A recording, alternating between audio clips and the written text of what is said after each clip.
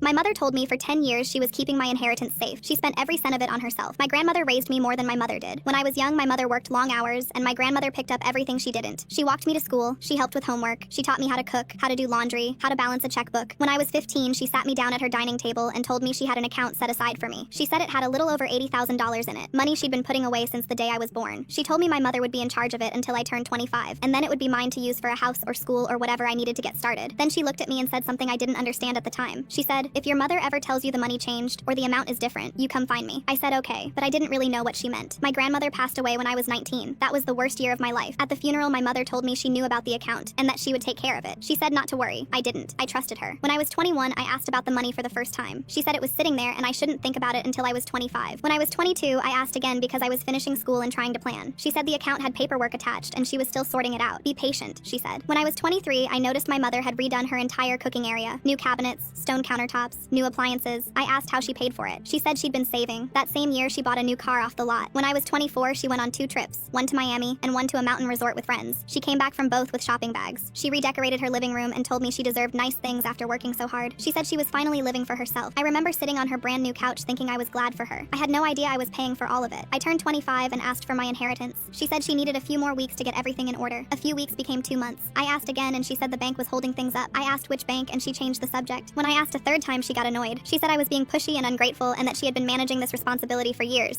I told her it had been 10 years and I just wanted to know when to expect it. She told me I'd get it when she was ready. That's when I knew something was wrong. I went to my grandmother's bank with both our names and asked if there was an account connected to us. There wasn't. Nothing. The woman at the counter told me an account under my grandmother's name had been closed 6 years earlier. 6 years. I was 19 when my grandmother died. My mother closed it right after the funeral. I drove to my mother's house and asked where the money was. She said the account had fees and the money got eaten up over time. I told her I went to the bank. She didn't say anything for a long time. Then she said she needed it. She said raising me alone was expensive and my grandmother never helped her the way she should have. She said the money should have gone to her in the first place because she was the daughter, not me. She said $80,000 was nothing compared to what she gave up being my mother. I asked her about the renovated cooking area. She didn't answer. I asked about the car. She looked at the floor. I asked about Miami and the resort and the clothes and the luggage. She told me I was keeping score and that's not how family works. I told her my grandmother had warned me this would happen. I told her that when I was 15, my grandmother told me the exact amount and said if the number ever changed to come find her. My mother's face changed. I saw the guilt there, but guilt wasn't going to make her fix it. I told her she had 1 week to figure out how she was going to pay me back every single dollar. She actually laughed and said I was being dramatic. She thought this was just me venting, something she could wait out. What she didn't know was that I'd already gone back to the bank and requested copies of everything. I had the withdrawal dates. I had the paperwork showing when the account closed. She thought this was a fight she could win by talking. I was done talking. I picked up my phone and called Jalen. He's been my closest friend since we were teenagers and the only person in my life I trust all the way through. He picked up on the second ring and I told him everything. The account, the bank, the way my mother reacted when I confronted her. When I finished, Jalen went quiet for a moment. Then he said, "She closed that account the same year your grandmother died. She was spending it while you were still grieving. You need a lawyer." I hadn't thought about a lawyer yet. I was still trying to wrap my head around being lied to for 6 straight years. But Jalen was right. This wasn't just a family argument. The next morning, I called a legal aid office and they set me up with a lawyer for a phone call that afternoon. The lawyer listened carefully and asked how my mother had ended up in charge of the account and whether there was anything in writing. I told her my grandmother set it up and put my mother in charge until I turned 25. The lawyer said if my mother was given control of money meant for my benefit and spent it on herself, that could be a breach of fiduciary duty. She had a legal obligation to protect that money and she broke it. Then the lawyer asked about written proof. I thought about that for a moment and then I remembered something. My grandmother was careful about everything. She kept records of every bill, every payment, every receipt. She had folders organized by year and she used to say that paper doesn't lie and if you ever need to prove something, you better have it in writing. If anyone would have left a trail, it was her. I thanked the lawyer and said I might have something. I just needed to go find it. That weekend I drove to my grandmother's old house. She'd been gone for 6 years, but I still remembered every turn to get there. The house looked different now. New garden, different curtains. A neighbor had lived next door to my grandmother for over 20 years. I knocked on the door and when she answered, I told her who I was. I said I was Lucy's granddaughter and asked if by any chance she'd left anything behind. Any files, any boxes, anything at all. The neighbor looked at me for a second and then her face softened. She said, "Your grandmother gave me a box before she passed. She said to hold on to it and that someone might come asking for it one day." My chest went tight. Lucy knew. She planned for this. Even at the end, she was still looking out for me. The neighbor went inside and came back carrying a small cardboard box. I sat on the porch steps and opened it. Inside were bank statements from the account, printed out and organized by date. There was a notarized document naming me as the sole beneficiary. My name on it, Lucy's signature on it, official. And underneath everything was a handwritten letter in Lucy's writing. I'd know it anywhere because she used to leave notes in my lunchbox when I was little. The same slanted letters, the same hard pen marks. I unfolded it and read it. It said, "If you're reading this, it means your mother did what I was afraid she'd do. I love her, but I know her. This money was always yours. Don't let anyone tell you different. Everything you need to prove it is in this box." I had to stop reading because I couldn't see the words anymore. I sat on that porch and cried. Not the angry kind I'd been doing all week. This was different. This was the kind of crying you do when someone who loved you reaches out from the past and holds your hand exactly when you need it. Lucy wasn't here anymore, but she was still protecting me. She knew my mother would take it. She knew I'd come looking, and she made sure I wouldn't come empty-handed. When I finally pulled myself together, I took pictures of every document, every bank statement, the notarized paper, both sides of the letter. I saved them to my phone, emailed them to myself, and sent copies to Jalen. 3 separate places. Because Lucy taught me that. She taught me to protect what matters. I sent copies to the lawyer that same day. She looked through everything and said I had a strong case. She said my mother's best option was to agree to a repayment plan before things went any further. I decided to give my mother one more chance before it went legal. I called and said I needed to come over Saturday to talk. She agreed, sounding annoyed, still certain she could talk her way out of this. She didn't know I wasn't coming to talk. I was coming to show her what Lucy left behind. I drove to her house with the box on the passenger seat. The outside had been repainted. The front door was new. I let myself in the way I always did. The renovated cooking area hit me first. The island with the stone top, the cushioned bar stools, the hanging light fixtures that looked like something out of a magazine. I set the box on the counter and said nothing. My mother had a mug of coffee and leaned against the far counter looking at me like I was wasting her Saturday. Then she said, "I think your grandmother would be disappointed in how you're acting." She said it like she'd been practicing it all week. I didn't argue. I didn't raise my voice. I opened the box. I laid the notarized document on the counter, then the stack of bank statements, then Lucy's letter, handwritten, hard pen marks, slanted letters. I slid everything toward her and said, "Read it." Her jaw tightened when she saw the document. She recognized the bank statements. Then her fingers, slightly shaking, moved to the letter. She picked it up and read it in silence. I watched her face the entire time, the way her lips pressed together, the way her nostrils flared. When she finished, she set the letter down and looked at the stone counter for a long time. The room was so quiet I could hear the fridge humming behind her. I waited for something real, remorse, an apology, something that sounded like a mother who knew she hurt her child. I didn't get it. She pushed the letter away like it was junk mail. She said my grandmother always tried to make her look like the bad guy. She called Lucy manipulative and controlling, and said this was Lucy's way of turning me against her even from the grave. She said a real mother would have left the money to her own daughter, not skipped a generation to make a point. She was standing in the renovated cooking area I helped pay for without knowing it, calling my dead grandmother manipulative for trying to protect me. I looked at her and said quietly, "She didn't turn me against you. You did that yourself." Something shifted in her face then. The hardness got worse. Her voice dropped and she said, "If you take this to a lawyer, I will tell everyone in this family that you are lying. I'll say your grandmother was losing her mind before she died, and that those documents mean nothing. I'll say you are trying to steal from your own mother." She said it flat, no emotion, like she was reading from a script she'd already written. She wasn't ashamed and lashing out. She had a counter story ready. She'd already decided she would drag Lucy's memory through the dirt, rather than admit what she did. I put the documents back in the box, picked it up, and walked out without looking at her again. On the drive home, I called Jalen and told him about the threat. He said, "Your mom is going to start calling people tonight. Get ahead of this." He was right. I called Clement, my grandmother's son, my mother's brother, the one person in the family who knew both of them well enough to see through it. I hadn't talked to him in years. My mother always made him sound distant, not worth reaching out to. I didn't believe anything she told me anymore. I called him and told him everything. The account, the $80,000, going to the bank, the documents Lucy left, the threat my mother just made. When I finished, Clement went quiet for a long time. Then he said, "Your grandmother told me she was worried about this. She asked me to check on you after she was gone, and I didn't. I let your mother keep me away. That's on me." His voice was heavy, not angry, just tired in a way that told me he'd been carrying something a long time. Then he told me something that made the back of my neck go hot. He said my mother had asked him for money twice in the last few years. She said it was for bills. Both times he sent her a few $1,000s because she was his sister and he didn't want her to struggle. He said, "Now I know where my money went to." She hadn't just taken mine. She went to her own brother and told him she was behind on bills while she was sitting in a repainted house with new furniture and a brand new car. Clement said he was going to call the family before my mother had a chance to tell them her version. He said he knew how she worked, that she'd get out in front of it and twist everything until she was the victim. He said, "I'm not letting that happen this time." 2 days later, the texts started coming in. Clement's wife, a cousin, then another. One by one, quietly, the family lined up behind me. Nobody was making a scene. They were just letting me know they believed me and that I wasn't alone. It felt like the first full breath I'd taken since I walked into that bank. My mother wasn't sitting still. That same week, she called me 7 times in one night. I sat on my bed and watched her name appear on the screen and didn't pick up once. She left a voicemail for each call, cycling through every emotion she had. The first one, she was sobbing. She said I was tearing the family apart by going to Clement. The middle ones were guilt trips mixed with yelling, saying everything she did was for me, that the money would have been wasted on me at 19. The last one was quiet, almost a whisper. She said, "If you don't stop this, you won't have a mother anymore." I saved every single one. Then Jalen called me. His voice sounded careful in a way it doesn't usually. He said, "Your mom called me." My whole body went tight. He said she told him I was having some kind of breakdown. She said the inheritance never existed, and that Lucy had been confused near the end, and any paperwork from that time couldn't be trusted. She framed herself as a worried mother reaching out to her daughter's best friend because her daughter was losing touch with reality. Jalen let her talk. When she finished, he told her he'd already seen the documents. She hung up. That was the line for me. She went after the people around me. She wanted Jalen to doubt me. She wanted me isolated. No proof anyone believed. No one standing with me. That's what Lucy was really warning me about, not just the money. She knew my mother would try to make me feel crazy. That's why she left the documents. That's why she wrote the letter. I called the lawyer the next morning and told her to send the demand letter. It went out that Monday. It laid out $80,000 taken, the documentation proving I was the sole beneficiary, the notarized paper, the bank statements. The account closed shortly after Lucy's death. It gave my mother 30 days to respond with a repayment proposal. The lawyer told me to keep my phone on. Expect noise. Expect her to try to pull me into conversations she could later twist. Wednesday night of that same week, someone pounded on my door. Open palm slaps against the wood that made the frame rattle. I heard her voice through it, high and cracked, loud enough for the whole floor to hear. She was saying, "Open this door right now. You are not suing your own mother." I wiped my hands on a towel and walked to the door and opened it, but didn't step back. I stood in the doorway and held the space. She She was standing in the hall with the demand letter crumpled in her fist. Mascara streaked down past her cheekbones. She held the letter up and said, "Do you know how this makes me look?" That was the first thing she said. Not, "How do we fix this?" Not, "I'm sorry, how does this make me look?" I said, "It makes you look like someone who stole $80,000 from her daughter." She said she didn't steal it, she used it. There's a difference. She made decisions about resources in her household. I told her it wasn't her household's money. I told her Lucy left it to me and she closed the account 3 weeks after the funeral. Something went through her face when I said 3 weeks. She flinched. She didn't know I had the exact timing. 3 weeks after we buried Lucy, while I was still sleeping in Lucy's old sweater because it smelled like her, my mother walked into that bank and closed the account. 3 weeks. She couldn't even wait a month. Her chin started shaking and she said she was drowning back then. That my father had left and she had nothing. Her voice broke and I felt that old pull in my chest. The one trained into me since I was a little girl. The reflex to step forward and make her feel better. Then I thought about the mountain resort, the shopping bags, the salon visits every 2 weeks, the new car driven off the lot, her telling me she was finally living for herself while I worked 2 jobs to make rent. She was never drowning. I stayed where I was and said, "You weren't drowning, you were on vacation, with my money." Her whole body went rigid. The crying stopped like a switch was flipped. Her eyes went flat and something dark moved across her face. She said, "Don't you dare call me that. That was my mother's first name, Olive." Calling her that did something none of the documents did. The proof hadn't shaken her. The bank statements hadn't shaken her. But hearing me say Olive instead of Mom shook her because the documents were about money. The name was about us. It was me telling her that the title she'd been hiding behind for 25 years didn't protect her anymore. I said, "A mother protects her child. A mother doesn't steal from her child and then threaten her when she finds out. You have 30 days. That's more time than you gave me." She turned and walked fast down the hallway, and I heard the building door bang open, and her car door slam, and her engine start, and then nothing. I closed my door and locked it, and then my legs gave out, and I slid down the door until I was sitting on the floor with my back against it. I called Jalen. He picked up right away. I said, "I think I just lost my mom." He said, "No, you lost her a long time ago. You just didn't know it yet." 28 days went by, and she didn't call or text or reach out in any way. I counted the days on my phone calendar and went to work and came home and made dinner and waited. On day 29, Clement called. He said Olive had called him that morning, crying, asking him to convince me to drop everything. She said a court case would ruin her. Clement said he listened for 10 minutes and then told her, "You stole from your daughter. I'm not helping you get away with it." He said she went quiet after that. He said she sounded scared. Not the loud scared, not the kind where you push back and yell, the kind where your voice gets thin and you stop fighting because you've run out of room. Day 30 came. I went to work and sat through the whole day without being there. At 4 in the afternoon, my phone rang. It was her. I stared at her name for 3 rings and then picked up. Her voice was flat and tired. She said, "I can't pay you back. I don't have it. I spent it. All of it." Just like that. A fact dropped into silence like a stone into still water. I said, "I know you spent it. I've known that for months." She said, "So what do you want from me? Not what can I give back? Not how do I fix this? Just what do I want?" Like we were negotiating. I said, "I want you to say what you did, out loud, to me, right now." The phone went quiet. Not the kind of quiet where someone is thinking. The kind where someone is trying to find a way out of saying it. I waited. Then her voice came, barely there. She said, "I took your inheritance. I took the money your grandmother left for you and I spent it on myself." Each word came out slow, like it cost her something. Then she kept going. She said, "But you have to understand. I felt like I deserved it." Even in the confession, she couldn't just let it sit there. She had to tack on the reason. She had to make sure I knew that even though she took it, she felt entitled to it. Like feeling you deserve something makes it yours. Like wanting something gives you the right to take it from your own child. I didn't say anything for a long time. I just listened to her breathing on the other end. Then I said, "There it is. That's all I needed." She started crying, the slow kind, and said, "You're choosing money over your own mother." I said, "No, you chose money over your own daughter, 10 years ago, and every day since." The line went dead. I sat in the quiet for a while. Then I called Clement and told him she finally said it out loud. He said Lucy would have expected it. He said I did the hard part, and all he did was pick up the phone. He said he should have done more years ago. I told him that mattered more than he knew. Then I called Jalen. I told him she admitted it. He said good, and then neither of us talked. We just sat on the phone together in the quiet for a while until he said, "Lucy would be proud of you." I looked at the photo on my phone, Lucy's letter, her slanted handwriting, the hard pen marks on the last line. I said, "I know, and I meant it. The counter is old. The furniture is secondhand. Nothing here was paid for with someone else's money. Everything in this apartment is M."